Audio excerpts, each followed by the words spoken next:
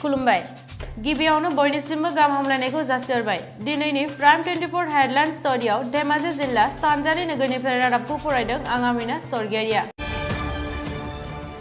3 April खालारखालि Dhemaji जिल्लानि सिङाव थानाय संकं हालामनि लाइमोन सेंग्राफोरा कर'ना भाइरास कभिड-19 नि थाखाय 21 सान लकडाउन होनायाव हाजिरा मावनानै जाग्राफोरा हालाय-हाफाय जानायखौ नुनानै संकं हालामनि लाइमोन सेंग्राफोरा गोरिब सुबुंफोरखौ मदद होदों।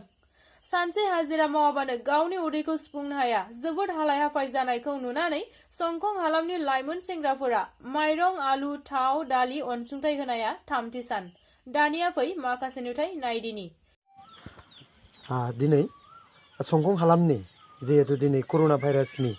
जे बन्दनि दिनाव गोबां बर' सुबुं बा रायजो राजाफ्रा खस्थ'खौ नुनानै संकं हालामनि लाइमोनफ्रा जिहेतु न'खर न'खर माइरं रानदों बेखौ नोंथाङा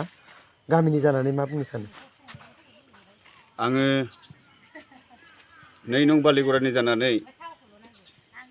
बे आंनि संकं हालामनि जोंनि लाइमोन आफादफ्रादि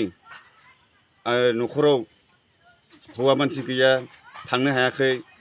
हाजिरा मावनो मोनाखै बेनि थाखाय नोंसोरनि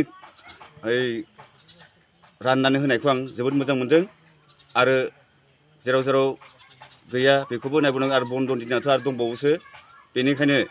आङो बन्दनि थाखाय मानसिफोरखौ बेबायदि होनायखौ आं जोबोद मोजां मोनदों गोजोननाय थाबाय। नै बन्दआ लागि बन्द खुलिनाय लागि नै माइरंजों जेने थेने जे सलायनो हायो ओमफ्राय लोगोसे जों दालि आधा केजिबो होनाय जादों संख्रि सेरसे ओमफ्राय आलु सेरसे होबावगोन किसु किसु जायगायावबो होनायजों लास जाबाय नालाय दा बन्दनि थाखाय समस्याया जों दा नोंसानो एखे दिन सोलिनो थाखाय जा एसे जों हायो बेखौ होनाय जाबाय आरो दा जिथुनिखि जोंनियाव जोंनि प्रिथिबियावनो जिथुनिखि बन्द होदों बे बन्दफोरखौ जाहाथे मानिलाय सलायनांगोन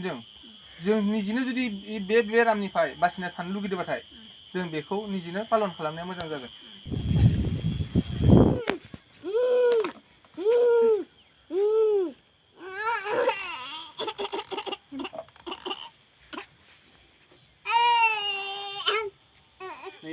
ये साबुन ये माइरं आलु 1 केजि संख्रि सेरसे ओमफ्राय दालि सेरसे बिदि होनाय जादों आरो गिदिरा आंदोल'